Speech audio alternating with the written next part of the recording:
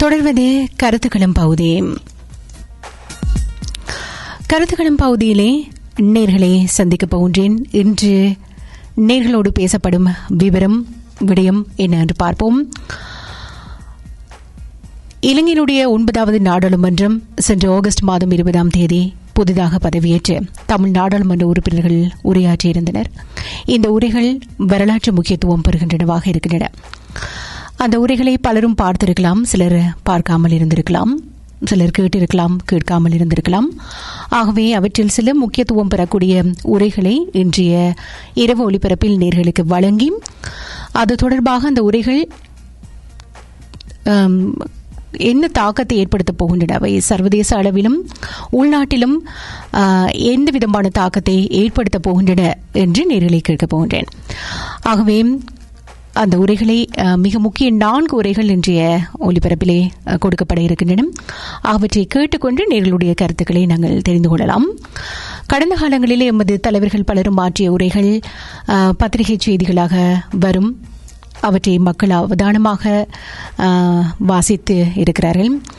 ஆனால் எந்த விதத்திலே அவர்களுடைய உரைகள் பயன்படுத்தப்பட்டன, மிக ஒரு வீரான உரைகளாக, மிக முக்கியத்துவம் பெறக்கூடிய உரைகளாக, இன்று வரையும் அவை பேசப்படக்கூடிய உரைகளாக அந்த காலங்களிலே அமிர்தலிங்கம் அவர்களுடைய உரை பேசப்படுவதுண்டு.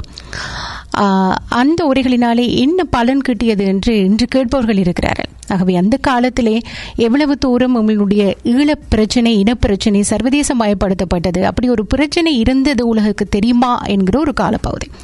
ஆகவே ஆரம்ப காலத்திலே தொழில்நுட்பம் வளர்ந்திராத அந்த காலப்பகுதியிலே அந்த உரைகள் நிகழ்த்தப்பட்டிருந்தன, பேசப்பட்டன. அவை நம்மளுடைய மக்கள் மத்தியில் மட்டுமே அவை பிரபலமான உரைகளாக மாறிப்போயின. ஆனால் இப்பொழுது நிகழ்த்தப்பட்டிருக்கிற இந்த உரைகள் என்பவை தொழில்நுட்பம் வளர்ந்த காலத்திலே சர்வதேசத்தையும் சென்றடையும் வகையிலே, உடனுக்குடன் சர்வதேசத்தை சென்றடையும் வகையிலே அந்த உரைகள் இருக்கும். ஆகவே இப்பொழுது ஆற்றப்படக்கூடிய உரைகள் என்பவை வித்தியாசமானவை. இந்த காலத்துக்கு ஏற்ற விதத்திலே அவை சர்வதேச நாடுகளே, முக்கியமான அரசியல் தலைவர்களே, இவற்றையெல்லாம் உடனுக்குடன் சென்றடையும் விதத்திலே அவை இருக்கும். ஆகவே அவை சமூக வலைதளங்களிலும் மற்றும் இணையம், தொலைபேசி, தொலைக்காட்சி, வானொலி, இப்படியான அனைத்து ஊடகங்களினாலும் இந்த உரைகள் உடனுக்குடனே மக்களுக்கு போய் சேரும். அவற்றை மக்கள் பார்ப்பார்கள். அதே நேரத்திலே சர்வதேச நாடுகளும் இவை தொடர்பிலே உற்று நோக்கும். ஆகவே இந்த அடிப்படையிலே சிலருக்கு வேறுபட்ட மாறுபட்ட கருத்துகள் இருக்கலாம். இந்த உரைகள் எவ்வாறாக தாக்கத்தை செலுத்த போகின்றன, வருங்காலத்தில் இவர்களுடைய இந்த உரைகளினாலே ஏற்படக்கூடிய விளைவுகள் என்ன, இவை பயன் தருமா எப்படி என்கிற பலருடைய கருத்துகள் இருக்கின்றன, பல்வேறுபட்ட விமர்சனங்கள் இருக்கின்றன. ஆகவே அவற்றை பற்றி தான் நேர்களிடம் பேச போகிறேன். முதலிலே ஒவ்வொரு உரைகளாக முதலிலே பார்ப்போம். முதலில் ஆகஸ்ட் மாதம் 20ஆம் தேதி முதல் நாடாளுமன்றம் புதிதாக கூட்டப்பட்டதும். ஆகவே புதிதாக பதவியேற்ற அந்த நாடாளுமன்றத்திலே மஹிந்த அபியவர்தன முதல் சபாநாயகராக தெரிவு செய்யப்பட்டார். அவரை வாழ்த்தி நாடாளுமன்ற உறுப்பினர்கள் உரையாற்றினார்கள். அதில் ஒருவரது உரை இன்று வரையும் பேசப்படுகிறது, என்றும் பேசப்படும் என்று தெரிகிறது. மிகவும் சர்ச்சைக்குள்ளான ஒரு உரையாக பார்க்கப்படுகிறது. பலரும் அதை பற்றி இப்பொழுது விமர்சித்துக் கொண்டிருக்கிறார்கள். சிங்கள அரசியல் தலைவர்கள் மத்தியிலே அது மிக மிக பரபரப்பாக பேசப்படக்கூடிய ஒரு உரையாக மாறியிருக்கிறது. ஆகவே அந்த உரை, இந்த உரை எல்லோருக்குமே தெரிந்திருக்கும். தமிழ் மக்கள் தேசிய கூட்டணியினுடைய தலைவர், நாடாளுமன்ற உறுப்பினர் விக்னேஸ்வரன் அவர்கள் ஆற்றிய உரை இப்பொழுது. மாண்புமிகு சபாநாயகர் அவர்களே, தமிழ் மக்கள் தேசிய கூட்டணி சார்பில் முதற்கண் என் வாழ்த்துக்களை தெரிவித்துக் கொள்கின்றேன். I start my felicitations, Honorable Speaker, hailing you in my mother tongue, the oldest living language of this world, and the language of the first indigenous inhabitants of this country, and proceed in the link language. I thank Your Honour for accepting such a high position in our parliamentary tradition. I am sure Your Honour would bring with your high office your experience with men and matters gained throughout your long political career. We have a very powerful government now. A similar government was constituted under the late J.R. Javadana in 1977. It was during that regime that we had the 1983 program. Certainly this government too could follow the path of the elephant of that time and end up as today, reduced to a single member in the future. But I'm sure they would not.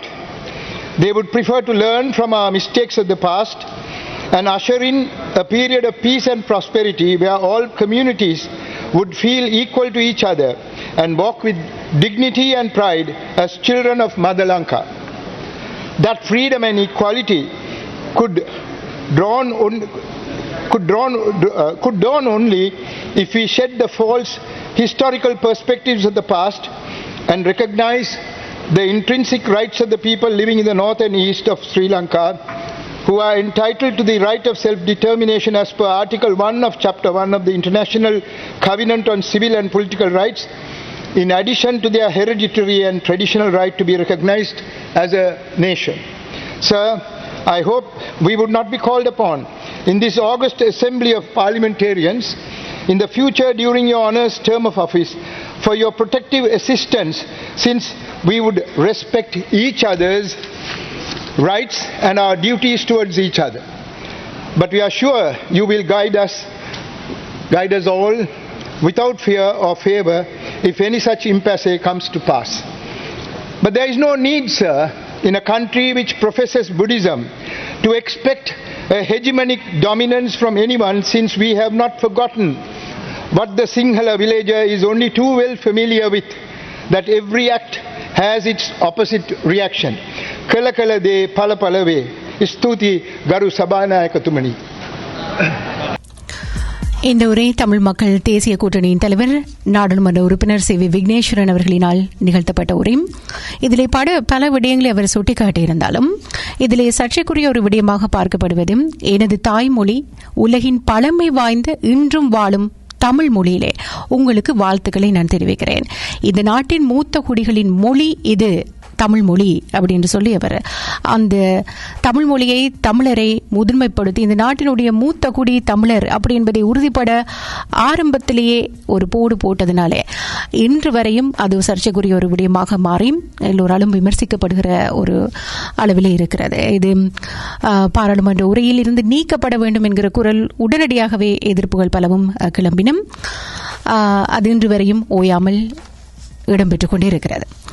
அடுத்த வழங்கப்பட போகிற உரை இது August மாதம் 21ஆம் தேதி அடுத்த நாள் முதல் அமர்வு இடம்பெற்றது. நாடாளுமன்றத்தினுடைய முதல் அமர்வு ஜனாதிபதியினுடைய கொள்கை விளக்க உரையோடு இந்த நாடாளுமன்ற ஆரம்பமானது. ஆகவே அதைத் தொடர்ந்து நாடாளுமன்றத்தின் புதிய உறுப்பினர்கள் பலரும் தங்களுடைய கருத்துக்களை முன்வைத்தார்கள். அதிலே மிக முக்கியமாக தமிழ் தேசிய மக்கள் முன்னணியின் தலைவர் மற்றும் நாடாளுமன்ற உறுப்பினர் கஜேந்திரகுமார் பொன்னம்பலம் அவர்கள் ஆற்றிய உரை முக்கியத்துவம் பெறுகிறது. இப்பொழுது அவருடைய உரையை கேட்கலாம். It says on page 3, it is equally important to precisely interpret the mandate given by the people. He goes on to say in that paragraph, we have a clear understanding of the expectations with which the people gave us such a powerful mandate to the government. We will leave no room for such expectations to be dashed for any reason. Mr. Deputy Chairman of Committees, whilst His Excellency the President is correct in interpreting that mandate for his party, it will not be correct for him to say that that mandate extends to the north and east. In the northeast, the mandate that was given unanimously, and I say unanimously with you seated on the chair as well, was for Tamil rights to be recognized.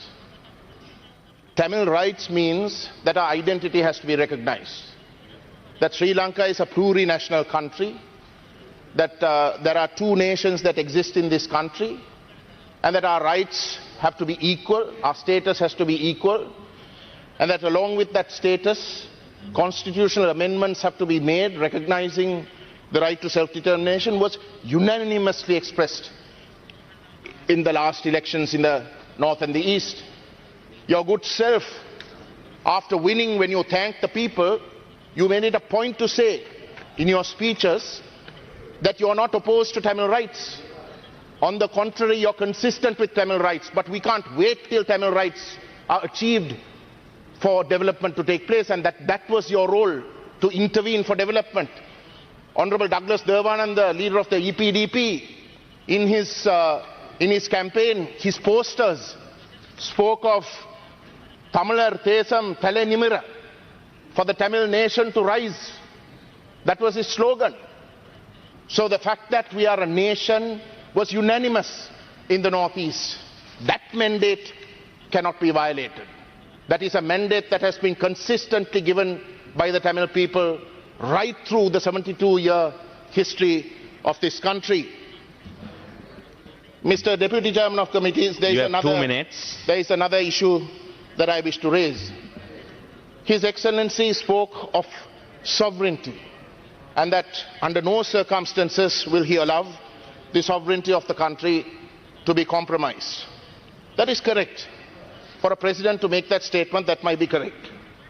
But what he must also realize is that when it comes to international relations, sovereignty comes with certain baggage.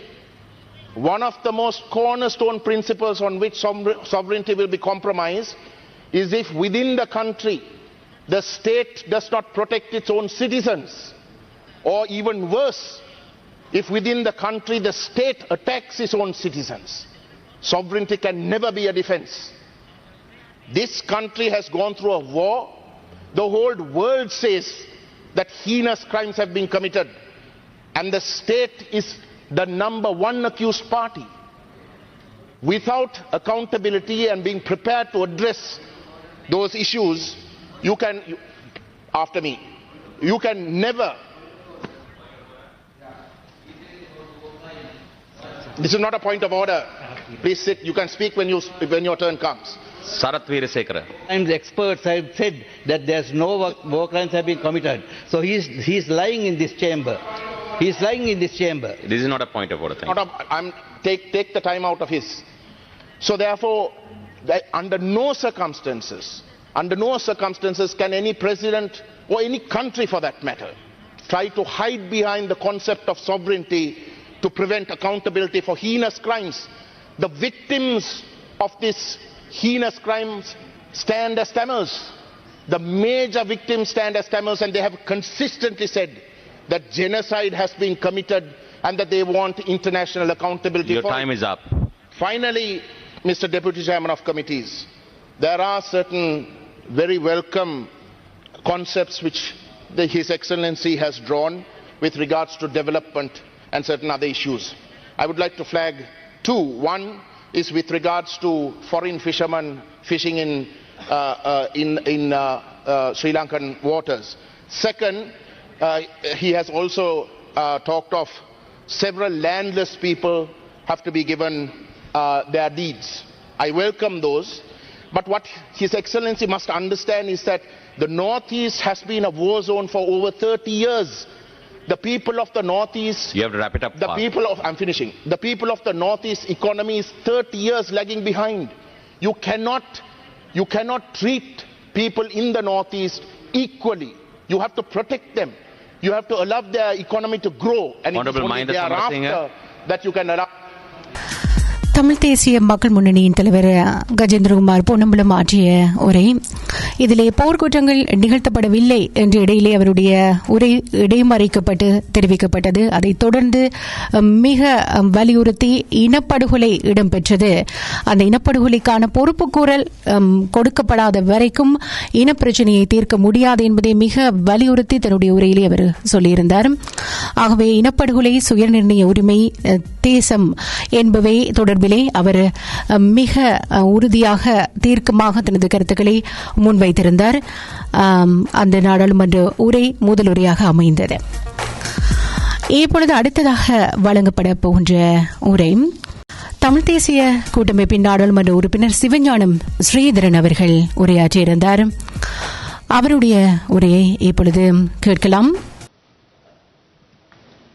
கௌரவ சபாநாயகர் அவர்களே, முதலில் உங்களுக்கு என்னுடைய வாழ்த்துக்களை தெரிவித்துக் கொண்டு, நேற்றைய தினம் இந்த நாடாளுமன்றத்திலே நாட்டினுடைய அதிமேதகு ஜனாதிபதி அவர்கள் ஆற்றிய உரை, அக்கிராசன உரை தொடர்பிலே இன்று பல்வேறுபட்ட கருத்துக்கள் முன்வைக்கப்பட்டாலும் தமிழ் மக்களுடைய பிரச்சனை தொடர்பில் இந்த நாட்டிலே 70 ஆண்டுகளுக்கு மேலாக பொறியோடி போயிருக்கின்ற தமிழர்களுடைய இனப்பிரச்சனை தொடர்பிலே ஒரு வார்த்தை கூட இந்த நாடாளுமன்றத்தில் கௌரவ ஜனாதிபதி அவர்களால் பேசப்படாமல் விடப்பட்டமை மிக மனவருத்தத்துக்குரியதும், ஒரு முக்கியமான நாட்டின் பிரச்சனை பற்றி ஒரு நாட்டின் தலைவர் பேசாமல் விட்டதும் கூட இந்த நாட்டிலே ஒரு துரதிர்ஷ்டவசமான நிலையாகவே எங்களால் பார்க்கப்படுகிறது.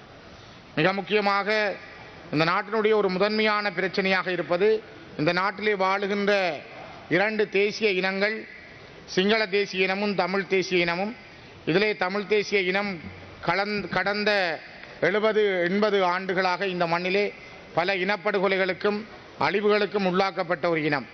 அதனால்தான் அவர்கள் ஒரு நீண்ட கால போராட்டத்திற்குள் தங்களுடைய வாழ்க்கையை அவர்கள் அர்ப்பணித்திருந்தார்கள்.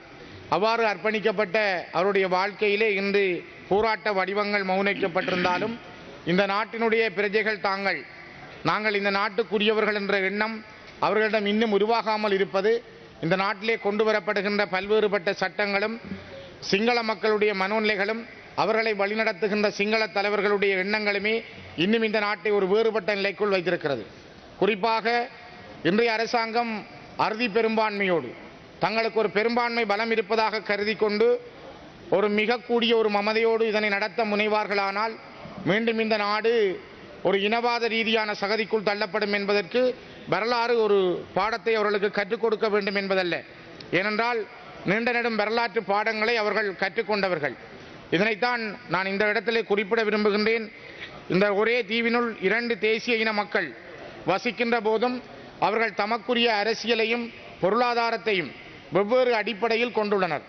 இந்த உண்மைகளை அனுசரித்து ஏற்கனவே நடந்திருந்தால் இலங்கை பொருளாதாரத்தின் அபிவிருத்தியை எட்டுவதில் எவ்வித பிரச்சனைகளையும் கொண்டிருக்க மாட்டாது. ஏனெனில் இன்று இலங்கையிலே பொருளாதார பிரச்சனைகள் முன்னிலைப்படுத்தப்படுகின்றன. இலங்கையிலே அபிவிருத்தி என்பது ஒரு பெரிய மாயை சொல்லாக சொல்லப்படுகிறது. எல்லோருடைய கருத்துக்களிலும் அவருடைய எண்ணங்களிலும் அபிவிருத்தி என்பதே பேசப்படுகிறது. இந்த அபிவிருத்தி என்பதற்கானது முதலாவது இந்த நாட்டிலே ஒரு இணக்கம் ஏற்பட வேண்டும். இந்த நாட்டிலே வாழுகிற மக்களுக்கிடையில் ஒரு உறவு ஏற்படுத்தப்பட்டிருக்க வேண்டும். தாங்களும் இந்த நாட்டினுடைய பிரஜைகள் என்ற எண்ணம் அவர்களிடம் கொண்டு வரப்பட வேண்டும். ஆகவே அது இல்லாத வரைக்கும் இந்த நாட்டின் அபிவிருத்தி என்கிற சொல் ஒரு இனத்தினுடைய அடிப்படை பிரச்சனைகளை தீர்ப்பதாக அமையாது என்பதை நீங்கள் முதலிலே புரிந்து கொள்ள வேண்டும். மிக முக்கியமாக நாங்கள் அறுதி பெரும்பான்மைகளை பெற்றிருக்கிறோம் அல்லது பலங்களோடு இருக்கிறோம் என்ற எண்ணங்களை மட்டும் வைத்துக்கொண்டு இந்த நாட்டிலே இவர்கள் தங்களுடைய பலங்களை பிரயோகிக்க முனைந்தால் 1956ஆம் ஆண்டில் தனி சிங்கள சட்டம் கொண்டு வந்த போது 2 மொழிகள் ஒரு நாடு, ஒரு மொழி 2 நாடுகள் என்று கூறிய சிரேஷ்ட அரசியல்வாதியும் சட்டத்திறனியும் சரித்திர ஆசிரியருமான கொல்விநாடி சில்வா நிறைவேற்று அதிகாரம் கொண்ட ஜனாதிபதி என்ற பதவியை JR அவர்கள் உருவாக்கிய போதும் பின்வருமாறு கூறினார். JR ஜெயவர்தன் அவர்களை பார்த்து, உங்களுடைய காலத்தில் இந்த சட்டத்தை வேண்டுமானால் நீங்கள் நடைமுறைப்படுத்துங்கள், ஆனால் நீங்கள் போகும்போது இந்த சட்டத்தை ரத்து செய்து பாராளுமன்ற அதிகாரம் நிலைக்க வழிவகுத்து விட்டு செல்லுங்கள். உங்களுக்கு பின்னரும் ஒருவன் உங்களைப் போல் அந்த சட்டத்தை நடைமுறைப்படுத்த மாட்டான், கொடூரமாக அவன் இதனை நடைமுறைப்படுத்தக்கூடும் என்று குறிப்பிட்டதாக வரலாறு குறிப்பிடுகிறது. இந்த காலத்திலே கொண்டு வரப்பட்ட பயங்கரவாத தடை சட்டம் இன்னும் எடுக்கப்படவில்லை. சிறை கைதிகள் இன்னும் விடுதலை செய்யப்படவில்லை. வலிந்து காணாமல் ஆக்கப்பட்டவருடைய போராட்டம் 3 ஆண்டுகளை நெருங்குகிறது. காணி விடுவிப்புக்காக மக்கள் போராடி கொண்டிருக்கிறார்கள் சொந்த மண்ணில் வாழ்வதற்கு. இயல்பு வாழ்க்கை இன்னும் தமிழர்களுக்கு ஏற்படுத்தப்படவில்லை. இந்த நிலைமைகளிலெல்லாம் இன்னுமே இந்த நாடு ஒரு சரியான முன்னேற்றங்களை எட்டவில்லை. குறிப்பாக இந்த நாட்டிலே தமிழ் மக்களுக்கான ஒரு விடுதலைக்காக, தமிழ் மக்களுடைய ஒரு வாழ்வுக்காக முதல் பல்வேறுபட்ட தீர்வு திட்டங்கள் முன்வைக்கப்பட்டன. அவ்வாறு தீர்வு திட்டங்கள் முன்வைக்கப்பட்ட பொழுதெல்லாம் சமஷ்டி அடிப்படையிலான தீர்வு, அதற்கான முன்னேற்றங்கள் தந்தை செல்வா அவர்களால் இந்த நாட்டிலே கொண்டு வரப்பட்ட பொழுது அதனை யாருமே ஏற்றுக்கொள்ளாத ஒரு நிலை காணப்பட்டது. குறிப்பாக 1949 நவம்பர் 18ஆம் தேதி சமஷ்டி கட்சியினுடைய அங்குரார்ப்பண கூட்ட உரையில் தந்தை செல்வநாயகம் பின்வருமாறு கூறினார். தமிழ் பேசும் சுயாட்சி மாகாண அலகையும் சிங்கள சுயாட்சி மாகாண அலகையும் உள்ளடக்கி 2க்கும் பொதுவான மத்திய அரசுக்கு வழி செய்யும் சமஷ்டி யாப்பு ஒன்றை இலங்கைக்கு கொண்டு வர வேண்டும். சிறிய தமிழ் பேசும் தேசம் அழிந்து அல்லது பெரிய தேசத்தால் சிதைக்கப்பட்டு போவதை தவிர்ப்பதற்கான ஆக குறைந்த ஏற்பாடாக இதுவே அமைய முடியும். சமஷ்டி அரசமைப்பு தான் அடைவதற்கு சிறந்த தகுதியான ஏற்பாடு. அதனால் எவருக்கும் குறிப்பாக சிங்களவர்களுக்கு கூட அநீதி இழைக்கப்பட மாட்டாது என்ற அடிப்படையில் தன்னுடைய கருத்தை அந்த காலத்திலே அவர் முதலிலே முன்வைத்திருந்தார். இவ்வாறு பலரும் தங்களுடைய முன்மொழிவுகளை எல்லாம் குறித்த காலத்திலே வைத்திருந்தாலும் கூட சிங்கள தலைவர்களிடம் இப்பொழுதும் அந்த நல்லெண்ணங்கள் அந்த சிந்தனைகள் இல்லாமல் செல்வது மிக மனவருத்தத்துக்குரியது. இறுதியிலே தமிழ் மக்கள் மீதான போரை வெற்றி கொள்வதற்காக உலக நாடுகள் பாரிய அளவிலே இலங்கைக்கு உதவி புரிந்தன. அப்பொழுது இலங்கையால் அவர்களுக்கான பல உத்தரவாதங்கள் வழங்கப்பட்டது. குறிப்பாக இந்தியாவுக்கு வழங்கப்பட்ட உத்தரவாதம், இந்திய அரசு இந்தியாவுடைய அயல்வுறவுத்துறை அமைச்சர் கிருஷ்ணா அவர்கள் வந்த பொழுது கூட இப்பொழுது எங்களுக்கு முன்னாலே இருக்கின்ற பிரதம மந்திரி அவர்கள் மஹிந்த ராஜபக்ச அவர்களே குறிப்பிட்டிருந்தார், நாங்கள் 13+ தாண்டி தமிழ் மக்களுக்கான பிரச்சனைகளை தீர்ப்பதற்கு தயாராக இருக்கிறோம் என்று. ஆனால் இதுவரை 13 கூட நடைமுறைப்படுத்த அல்ல அதனுடைய மேல்திகமான எண்ணங்களை கூட கொண்டிருக்க இந்த அரசுகள் முன்வரவில்லை என்பது துரதிர்ஷ்டவசமானது. குறிப்பாக இந்த நாட்டிலே அழிந்து போன ஒரு மக்களுடைய எண்ணங்களையும் அவர்களுடைய உணர்வுகளையும் மதிக்க வேண்டிய தேவை இந்த நாட்டின் மக்களுக்கு இருக்கிறது. ஏனென்றால் இந்த நாடு ஒரு நேர்மையான பாதைக்கு செல்ல வேண்டும் என்றால் ஒரு இனத்தை அழித்து அல்லது அவர்களுடைய உரிமைகளை நசுக்கி அவர்களை දැන් මෙතුමාගේ අදහස් ප්‍රකාශ කිරීමේදී කියනවා 13 ප්ලස් දෙනවා කියලා අපි දුන්නේ නැහැ. මෙතුමාලා තමා 13ට අදාළ පළාත් සභා මැතිවරණයක් තියන්නේ නැතුව කල් දැම්මේ කට්ටිය. මේගොල්ලෝ ඒව ගැන ආණ්ඩුවේ ඉදි කතා කරන්නේ නැතුව අපේ ආණ්ඩුව නෙමෙයි තිබ්බේ. එතුමාලා සහයෝග දුන්න ආණ්ඩුවක් තිබ්බේ. ඒ ආණ්ඩුව තමයි 13ට තිබ්බේ. එතුමායි කාලය දෙන්නේ. எத்துமாගේ කාලය දෙන්නේ. குட்டிகள் சில மன்னர்களுக்காக நாங்கள் பேச வேண்டிய அவசியம் இல்லை. என்னை பொறுத்தவரைக்கும் நான் ஒரு தமிழ் மக்களுடைய பிரதிநிதியாக இந்த சபையிலே என்னுடைய கருத்தை சொல்ல வேண்டிய தேவை இருக்கிறது. யாரோ இடையிலே எழும்பி தங்களுடைய இருப்புக்களை தக்க வைப்பதற்காக அல்லது யாருக்கோ தாங்கள் தாஜா பண்ணுவதற்காக பேசுவதற்கு நாங்கள் இங்கு வரவில்லை. ஆகவே எங்களுடைய மக்களுடைய உண்மையான பிரச்சனைகள் எங்கே இருக்கிறது? இந்திய நாடு இலங்கை இந்திய ஒப்பந்தம் சார்பாக 1987ஆம் ஆண்டிலே தமிழர் தரப்பாக இலங்கையிலே கையொப்பமிட்டது இந்திய நாடு. ராஜீவ்காந்தி அவர்கள் அந்த நாட்டினுடைய பிரதமரும் இலங்கையின் ஜனாதிபதி JR ஜெயவர்தன் அவர்களும் தான் அந்த ஒப்பந்தத்திலே கையொப்பமிட்டிருந்தார்கள். ஆகவே இந்த நாட்டினுடைய ஒப்பந்தத்திலே தமிழர் தரப்பாக கையொப்பமிட்டிருந்த இந்தியா இப்பொழுதும் மௌனம் காப்பது எங்களுடைய மக்களுக்கு பொருத்தமானதல்ல. இந்தியாவுடைய கடமை இருக்கிறது. இப்பொழுது உங்களிடம் பெரும்பான்மை இருக்கிறது. இந்த அரசாங்கத்திடம் எதையும் செய்யக்கூடிய 150க்கும் மேற்பட்ட பெரும்பான்மை ஆசனங்களை கொண்டிருக்கிறீர்கள். நல்லெண்ணங்களோடு செயல்படுங்கள். இப்பொழுதும் நாங்கள் பேசுவதற்கு குறுக்கருத்து இனவாதத்தோடு பேசுகின்ற சிந்தனைகளை முதல் தூக்கி எறியுங்கள். மாற்றம் என்பது சிங்கள தலைவரிடம் வரட்டும். மாற்றம் என்பது தமிழரிடம் பெற வேண்டியதல்ல. மாற்றம் யாரால் அளிக்கப்பட்டோம், நாங்கள் யாரால் கொல்லப்பட்டோம், இன்றும் தாங்கள் வாழ்வதற்கான உரிமைக்காக போராடுகின்ற தமிழினம் மாற்றத்தை எதிர்பார்ப்பது சிங்கள மக்களிடம் இருந்துதான், சிங்கள தலைவரிடம் இருந்துதான். ஆகவே அந்த மாற்றம் என்பதை முதல்ல உருவாக்குகின்ற இடமாக அறுதி பெரும்பான்மையோடும் பலத்தோடும் நீங்கள் இன்று ஒரு வெற்றியினுடைய களிப்போடும் இருக்கிற நீங்கள் முதலிலே உங்களுடைய நல்லெண்ணங்களை வெளிப்படுத்துங்கள். கௌரவ பிரதம மந்திரி அவர்கள் கூட கடந்த காலங்களை விட அவரிடம் இப்பொழுது நல்லெண்ணங்கள் இருப்பதாக பலர் பேசுகிறார்கள்.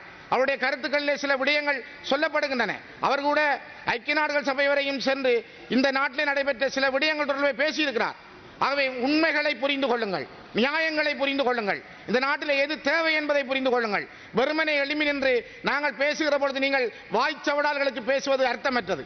இந்த நாட்டில் எது தேவை, இந்த நாட்டில் எது முக்கியமானது, இந்த நாட்டில் வாழுகிற மக்களுக்கு எதை செய்ய வேண்டும், அதற்காக நீங்கள் தயாராகுங்கள். நாங்கள் தயாராக இருக்கிறோம். குறிப்பாக இந்தியா இந்த விடயத்தில் தலையிட வேண்டியது என்பது மிக மிக முக்கியமானது.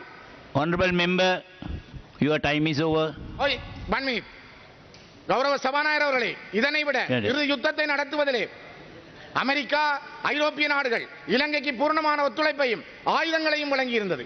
ஆனால் அது முடிந்த பிற்பாடு சமாதானத்துக்கு தங்களுடைய முழு அங்கீகாரங்களையும் வழங்குகிறது. ஆகவே அமெரிக்க நாடு, ஐரோப்பிய நாடுகள் ஒத்துழைப்போடு எங்களுடைய பிரச்சனைக்கான தீர்வை முன்வைக்க ஒவ்வொரு சிங்கள தலைவர்களும் முழுமனதோடு செயல்படுங்கள். இனவாத கருத்துக்களையும் இனவாத சிந்தனைகளையும் தமிழ் தேசிய கூட்டமைப்பின் நாடாளுமன்ற உறுப்பினர் சிவஞானம் ஸ்ரீதரன் அவர்கள் நாடாளுமன்றத்தில் ஆற்றிய உரையை இப்பொழுது கேட்டீர்கள். அவருடைய அணித்தரமான பல கருத்துக்கள் இடைமறிக்கப்பட்டு சிங்கள நாடாளுமன்ற உறுப்பினர் ஒருவரால் இடைமறிக்கப்பட்ட போதும் அவர் தொடர்ச்சியாக தனது கருத்துக்களை திடமாக முன்வைத்திருந்தார். இப்பொழுது அடுத்ததாக கேட்கப் போகின்ற உரையும் தமிழ் தேசிய கூட்டமைப்பின் மட்டக்களப்பு நாடாளுமன்ற உறுப்பினர் ராசமாணிக்கம் சாணக்கியன் நிகழ்த்திய உரை இது. Shanakyan Rasamanikam, you have 7 more minutes. Sorry, I think I had 10 minutes. இந்த மண்ணுக்காக உரை அர்ப்பணித்து தியாகம் செய்த அனைத்து உறவுகளையும் உறவுடைய ஆத்மாக்கள் சாந்தி அடைய பிரார்த்தித்தவனாக நண்பன் அங்கஜன் ராமநாதன் அவர்களுக்கும் அதே நேரம் பாராளுமன்ற குழுவின் பிரதி தவிசாளராக தெரிவு செய்யப்பட்ட உங்களுக்கு என்னுடைய வாழ்த்துக்கள். இந்த இலங்கை மட்டக்களப்பு மாவட்டத்தில் முதலாம் பாராளுமன்ற உறுப்பினராக இலங்கை தமிழரசு கட்சியின் சார்பாக என்னை தெரிவு செய்த என்னுடைய மட்டக்களப்பு மாவட்ட மக்கள் அனைவருக்கும் முதலாவது நான் இந்த இடத்தில் நன்றி சொல்ல வேண்டும். ஒரு இளைஞர் என்ற வகையில் 29 வயதில் ஒரு இளைஞர் என்ற வகையில் என்னுடைய பாட்னாரின் இடத்துக்கு ஸ்ரீமு ராசமாணிக்கம் ஐயாவின் இடத்துக்கு என்னை அனுப்பி வைத்த என்னுடைய மக்களுக்கு நான் நன்றி சொல்ல வேண்டும். உண்மையிலே நான் இந்த பாராளுமன்றத்தில் ஒரு 3 நாளைக்குள் அவதானித்த ஒரு விடயம், தமிழ் தரப்பில் பேசும் பொழுது கூடிய அளவில் அந்த ஹெட்போனை பயன்படுத்தி அந்த மொழிபெயர்ப்பு செய்வதை நான் காணவில்லை. சில நேரம் அந்த காரணத்தினால் இந்த இடத்தில் நான் சிங்கள மொழியில் பேசலாம் நினைக்கிறேன். என்றால் 72 வருடமாக எங்களுடைய பிரச்சனையை பற்றி நாங்கள் இந்த பாராளுமன்றத்தில் கூறியிருந்தாலும் கூட இதுவரைக்கும் அந்த பிரச்சனை தொடர்பாக செவியெடுத்தது காணாது என்ற அடிப்படையிலும் தான் இந்த பாராளுமன்றத்தில் நான் இன்று சிங்களத்தில் என்னுடைய உரையாற்றாமல் நினைக்கின்றேன். இது தொடர்பாக பல்வேறு விமர்சனங்கள் முன்வைக்கப்படலாம். நான் பாராளுமன்றத்தில் சிங்கள மொழியின் உரையாற்றினது என்று சொல்லி விமர்சனம் தான் என்னுடைய வளர்ச்சிக்கான காரணம். அந்த வகையில் நான் விமர்சனத்துக்கு பயந்த அரசியலுக்கு வரவில்லை. අත්වශයෙන්ම මම මේ පාර්ලිමේන්තුවේදී අද ද්‍රවිඩ ජාතික සන්ධානය නියෝජනය කරන පාර්ලිමේන්තු මන්ත්‍රීවරයෙක් වශයෙන් සිංහලෙන් මං හිතන්නේ ඉතාම සුලභ අවස්ථාවක් කතා කරන එක. ප්‍රධාන හේතුව මම දැක්ලා තියෙනවා මේ දැන් මේ හෙඩ්ෆෝන් එක දාගෙන මේ පාර්ලිමේන්තුවේ මන්ත්‍රීවරුන් අහන් ඉන්න එක ඉතාමත් අඩුයි. මම හිතන්නේ මේ කළු පාට ගෑවෙන නිසාද දන්නේ නැහැ ඒ හේතුව. එතත් ගොඩක් අවස්ථාවල මේ හෙඩ්ෆෝන් එක භාවිතා කරන එක අඩුයි. අත වශයෙන්ම මේ පාර්ලිමේන්තුව මම බලන විදියට මම දකින විදියට 1956 බණ්ඩාරනායක මහත්මයාගේ මේ පාර්ලිමේන්තුවයි 1978 ජේ.ආර්. ජයවර්ධන මහත්මයාගේ ජනාධිපතිතුමාගේ පාර්ලිමේන්තුවටයි අතර ගොඩක් මේ සමානකම් තියෙනවා කියන එක මේ අවස්ථාවේ මම කියන්න ඕනේ. ඇත්තටම 1956 ඒ ආණ්ඩු බලය ලබා ගත්තේ මම හිතන්නේ සිංහල බෞද්ධ කියන මේ මතවාදය භාවිතා කරලා තමයි මේ බලය ලබා ගත්තේ. අද මේ අවස්ථාවේ 2020 ෙදිත් ඒ මතවාදය භාවිතා කරලා බලය ලබා ගත්තා කියන එක අපිට ඇත්තටම ලේසියෙන් දකින්න පුළුවන් දෙයක්. ඇත්තටම ද්‍රවිඩ ජාතික සන්ධානය ඇවිල්ලා මගේ සීයා හිටපු ඉලංගේ තමරස කච්චි නායකතුමා එතුමාගේ කාලයේ පටන් අපි UMP ආණ්ඩුවත් එක්කත් වැඩ කරලා තියෙනවා. ශ්‍රී ලංකා නිදහස් පක්ෂයේ ආණ්ඩුවත් එක්කත් වැඩ කරලා තියෙනවා. ඒක නිසා අපි මේ ඉදිරි අනාගතයේදී ශ්‍රී ලංකා පොදුජන පෙරමුණ ආණ්ඩුවත් එක්කත් අපේ ද්‍රවිඩ ජනතාවගේ මේ ප්‍රශ්න විසඳා ගන්න අපි කතා කරලා වැඩ කරන්න අපි ලෑස්ති. ඇත්තටම මේ ආණ්ඩුව තුනෙන් දෙක බලයක් ලැබිලා තියෙන ආණ්ඩුවක්, තුනෙන් දෙක බලයක් ලැබිලා තියෙන ආණ්ඩුවක් කියන ඉතාමත් වැඩ කරන්න පුළුවන් ආණ්ඩුවක්. ද්‍රවිඩ ජනතාවගේ ප්‍රශ්න විසඳන්න මේ ආණ්ඩුව භාවිතා කරන්න ඕන කියලා මම කියනවා. මම බලාපොරොත්තු වෙනවා. ඇත්තටම ජනාධිපතිතුමාගේ ප්‍රකාශයේ ජනාධිපතිතුමා කියලා තිබ්බ එක රටක් එක නීතියක් කියලා. එක රටක් එක නීතියක් කියන සංකල්පය යටතේ අපේ ද්‍රවිඩ ජනතාවගේ යම් ප්‍රශ්න ගැනත් එතුමාගේ මේ ආණ්ඩුවේ තුනෙන් දෙකේ බලය භාවිතා කරලා අපිට විසඳුම් ලබා දෙයි කියලා අපි බලාපොරොත්තු වෙනවා. ඇත්තටම මේ රටේ දේශපාලන සිරකරුවන් ගැන ඇත්තටම කතා කරන්න ඕනේ. මොකද මේ රටේ ඉන්න ද්‍රවිඩ දේශපාලන සිරකරුවන්ට අවුරුදු ගාණක් ගිහිල්ලත් තාම ඒගොල්ලන්ට කිසිම තීන්දුවක් ලැබිලා නැහැ කියන එක අපි ඔක්කොම දන්නවා. හිට ගරු නාමල් රාජපක්ෂ මන්ත්‍රීතුමාත් ගිය පාර්ලිමේන්තුවේදී කියලා තිබ්බා එතුමා හිරේ ඉන්නකොට මේ දේශපාලන සිරකරුවන් එක්ක හිටියා. ඒගොල්ලන්ට තීන්දුවක් ඒ ආණ්ඩුවෙන් ලබා දෙනවා කියලා. එතුමාගේ ආණ්ඩුවක් ඇති වුණොත් ඇත්තටම මේ අවස්ථාවේදී ආණ්ඩුව ඔබතුමාගේ පියාගේ සහ ඔබතුමාගේ බාප්පාගේ ආණ්ඩුව තියෙන වෙලාවේ මේ දේශපාලන සිරකරවන්ට මේ නීතිය ලබා දෙන්න. මොකද එක රටක් එක නීතියක් නම් ඔබතුමා දැනගන්න ඕනේ මේ සුනිල් ඔබතුමා විතර නෙමෙයි මේ ආණ්ඩුවේ ඉන්න හැමෝම දැනගන්න ඕනේ සුනිල් රත්නායක කියලා මිරිසුවිල් ඒ ඝාතනය කරපු ඒ මිනිමෙරුම් චෝදනා එල්ල වුණු ඒ ආමි සාජන් කෙනෙක්ව ජනාධිපතිතුමාගේ පොදු සමාව දීලා නිදහස් කරපු එක අපි හැමෝම දන්නවා. ඊට කලින් හිටපු ජනාධිපතිතුමත් ජයමහ කියලා රොයල් පාක් එකේ මර්ඩරයක් කරපු කෙනෙක් ජනාධිපති සමාව දීලා තිබ්බා. ඒ වගේ ද්‍රවිඩ ජාතික ඒ දේශපාලන සිරකරුවන්ටත් ඇත්තට මේගොල්ලන්ගේ මොකද්ද වැරද්ද කියලාවත් තාම බලන්නේ නැතුව සමහර සිරකරු ඉන්න අවුරුදු 30ක් විතර ඒගොල්ලන්ට නිදහස ලබා දෙන්න මේ බලය භාවිතා කරලා. ඒ වගේම තමයි එක රටක් එක නීතියක් නම් උතුරේ ගොඩක් ඉඩම් තියෙනවා, ඉඩකඩම් තියෙනවා. ඇත්තටම ආමි එකෙන් හරි ත්‍රිවිධ හමුදාවෙන් භාවිතා කරන ඉඩකඩම් තියෙනවා. ඒ ඉඩකඩම් ගොඩක් ඉඩකඩම් ඇවිල්ලා ඇත්තටම පෞද්ගලික ඉඩම් වල තියෙනවා, ඉස්කෝලවල තියෙනවා, රජයේ දෙපාර්තමේන්තු තියෙන ඉඩම් වල තියෙනවා. ඉතින් ඒක නිසා දකුණේ මං හිතන්නේ එහෙම ඉඩකඩම් වල පෞද්ගලික ඉඩකඩම් වල ඇත්තටම තියෙන ත්‍රිවිධ හමුදාවට අයිති ඉඩකඩම් අඩුයි කියලා මම හිතනවා. ඒක නිසා ඉඩකඩම් පෞද්ගලික ඉඩකඩම් වහාම නිදහස් කරලා දෙන්න මේ බලය භාවිතා කරලා. ඒ වගේම තමයි enforced disappearances. ඒ කියන්නේ ඇත්තටම අතුරුදහන් වෙච්ච පුද්ගලයන් පිළිබඳව මම දැක්ක මේ අමාත්‍යාංශෙත් කියලා තිබ්බා. ඒගොල්ලන් ගැන කතා කරන්න අවශ්‍ය නැහැ කියලා. එක රටක් එක නීතියක් නම් සිංහල අම්මා කෙනෙක්ටත් දෙමළ අම්මා කෙනෙක්ටත් එතුමාගේ ඒ අම්මගේ පුතාට මොකද උනේ, ඒ අම්මගේ දුවට මොකද උනේ, තමන්ගේ සැමියාට මොකද උනේ කියන එක අහන්න ඇත්තට මේ අයිතිය තියෙනවා. ඒක නිසා කරුණා කරලා ඒ මොකද උනේ කියන එක කියන්නේ ඒගොල්ලන් ජීවිතුන් අතර නැත්තම් මොකක්ද ඒගොල්ලන්ට උනේ කියන එක කියන්නේ දැන් මේ ඒ වගේම තමයි තුන්වෙනි එක පුරාවිද්‍යාව. Honorable member, you have 2 more minutes. Is it from my 10 minutes or the 7 minutes? 7 minutes. Can I, because I... No, your allocated time is only 7 minutes. ඒ පුරාවිද්‍යා දෙපාර්තමේන්තුවලත් අපිට ඒ අවශ්‍ය සිංහල කට්ටිය විතරයි ඉන්නේ. ඒක දෙමළ කට්ටියත් පත් කරන්න කියලා කියනවා. ඇත්තට මේ වගේ කතා මම මේ කතා කරන නිසා මාව ජාතිවාදියෙක් හැටියට ගන්න එපා. මම ජාතිවාදියෙක් නෙවෙයි. මම නුවර ඉස්කෝලේ ගියේ. මම මහනුවර ත්‍රිත්ව විදුහල ඉගෙන ගත්තේ. මට ගොඩක් සිංහල යාළුවෝ ඉන්නවා, දෙමළ යාළුවෝ ඉන්නවා, ඉස්ලාමීය යාළුවෝ ඉන්නවා. මම ජාතිවාදියෙක් නෙවෙයි. හැබැයි මේ අපේ ජනතාවගේ ප්‍රශ්න. ඒ වගේම තමයි I'd like to speak to the international community as well. In 2009 when you supported the government of Sri Lanka to finish the war or finish the freedom struggle, the government of Sri Lanka gave you a promise. That the promise was that there will be a constitution will be formed in this country, a constitution that will be suitable for all the communities who live in this country, and the importance of transitional justice should be addressed in this parliament as well. And with 2/3 power, I think you can achieve a lot of peace in this country, sustainable peace. So I beg the international community to intervene with this government. And transitional justice, one of the most important aspects of transitional justice is one of the aspects is the office of missing persons, which was established, but I don't think that's functioning positively. At the same time, it's important to give reparations to the oppressed. At the same time, finally it's very important for non-recurrence that a new constitution is drafted. So therefore, with 2/3 power, I think you're in the process of getting a new constitution. I think I beg with you to include the issues of the Tamil community in this constitution as well, because it's important to have non-recurrence. It's very important that Tamil issues are included in this constitution. And generally, there all sorts of issues are raised to say that a constitution can't be amended because there'll be minorities who might leave the government, or that the government, but this is a very strong government. So I urge you to use this very strong government to ensure that there's a sustaining solution in this country, and by doing so, by giving a new constitution. Finally, I would like to say, இந்த நாட்டில் இந்த தமிழ் தேசிய கூட்டமைப்புக்கு ஒரு வீழ்ச்சி என்று சொல்லப்படுகின்றது. எங்களுக்கு 10 ஆசனங்கள் கிடைத்திருக்கின்றது. உண்மையிலே 10 ஆசனங்கள் எங்களுக்கு இருக்கிறதே ஒரு பெரிய எங்களுடைய நோக்கம். நாங்கள் இந்த பாராளுமன்றத்துக்கு வாரதுக்கான காரணமே இந்த நாட்டில் இந்த தமிழருக்கான பொது அரசியல் தீர்வை அடைய வேண்டும் என்றதுக்கு. அதுக்கு 10 பாராளுமன்ற உறுப்பினராக சரி, 5 இருந்தாலும் சரி, எங்களுடைய நோக்கம் இந்த அரசியல் அமைப்பு உருவாக்க வேண்டும்.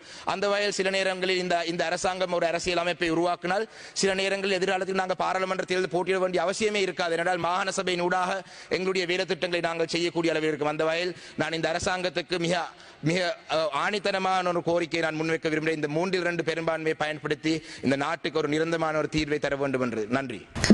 தமிழ் தேசிய கூட்டமைப்பின் மட்டக்களப்பு நாடாளுமன்ற உறுப்பினர் ராசமாணிக்கம் சாணக்கியன் அவர்கள் நிகழ்த்திய உரையினை கேட்டீர்கள்.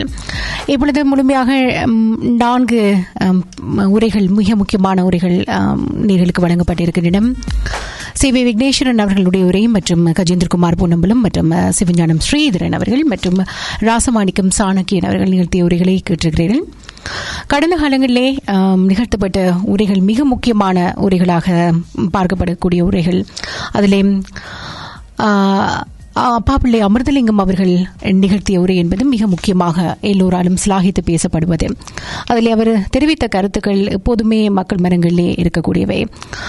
எமக்கு சுதந்திரம் வேண்டும், எமது தாயகத்தில் எம்மை நாம் ஆள வேண்டும், எங்கள் பிரதேசத்துக்குள் ஊடுருவல்களை நாம் விரும்பவில்லை, எமது எதிர்கால சந்ததியின் தனது தனித்துவமான அடையாளத்தை இழந்து இந்த நாட்டில் அழிந்தொழிந்து போவதை நாம் விரும்பவில்லை. இவற்றின் அடிப்படையில் தான் நாம் எமது கோரிக்கைகளை முன்வைக்கிறோம். எமது மக்கள் எமது கோரிக்கையை ஏற்று மக்கள் ஆணையை தந்திருக்கிறார்கள். அந்த பாதையில் நாம் செல்கிறோம். சட்டம் எமக்கு எதிராக இருக்கிறது. நாம் சிறைப்படுத்தப்படலாம். அரசாங்கத்தின் அதிகார பலம் எமக்கு எதிராக இருக்கிறது. நாம் சுட்டுக் கொல்லப்படலாம், நாம் தாக்கப்படலாம், எமது இளைஞர்கள் மரணிக்கலாம். ஆனால் நாம் முன்னோக்கி சென்று எமது சுதந்திரத்தையும் எமது மக்கள் இந்த நாட்டில் சுதந்திர கூடி மக்களாக வாழும் உரிமையையும் தம்மை தாமே ஆளும் உரிமையையும் வென்றெடுக்க வேண்டும் அப்படி என்று அந்த நாளில் எப்போதும் 1978 விடுதலை கூட்டணி, தமிழர் விடுதலை கூட்டணியினுடைய தலைவர், எதிர்க்கட்சித் தலைவராக இருந்த அப்பாப்பிள்ளை அமிர்தலிங்கம் அவர்கள் உரையாற்றியிருந்தார். இத்தனை வருட காலத்துக்கு பின்பாக, 42 வருட காலத்துக்கு பின்பாக இவற்றில் பல இடம்பெற்றிருக்கின்றன. சுட்டுக் கொல்லப்பட்டிருக்கிறார்கள், இளைஞர்கள் மரணித்திருக்கிறார்கள். ஆனால் அவர் அன்று பேசியது இன்றுமே நிறைவு செய்யப்படாமல் வெறும் பேச்சாகவே இருந்திருக்கிறது. ஆகவே அன்றும் பாராளுமன்றத்திலே எமது குரல்கள் ஒலித்தன, இன்றும் ஒலித்திருக்கின்றன. ஆனால் அன்றைக்கு இருக்கக்கூடிய வித்தியாசம் என்ன? இன்று ஒலித்திருக்கிற இந்த குரல்கள் எவ்வாறாக பார்க்கப்பட போகின்றன, சர்வதேசத்திலும் எமது மக்கள் மத்தியிலும் இந்த குரல்கள் எவ்வாறாக பார்க்கப்படுகின்றன என்பதுதான் நேர்களுக்கான கேள்வி.